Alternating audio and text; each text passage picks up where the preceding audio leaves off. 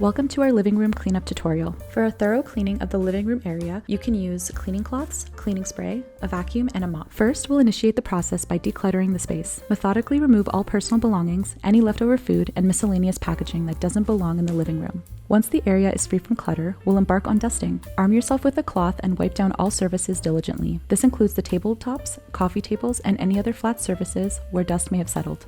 Next, it's time to tackle the hidden zones. Carefully move the couches to reveal the spaces beneath them, a hotspot for dust and lost items. Now bring out the vacuum cleaner. Navigate it across the expanse of the room, ensuring you cover every inch of the floor. Following the vacuuming, take your mop for a final sweep. Glide over all floor surfaces to capture any remaining dust particles. After the floors are impeccably clean, replace the couches to their original positions with care. There you have it, a living room that's not just clean but meticulously maintained, ready for the next resident. Thank you for doing your part in keeping our UTM residences in top condition.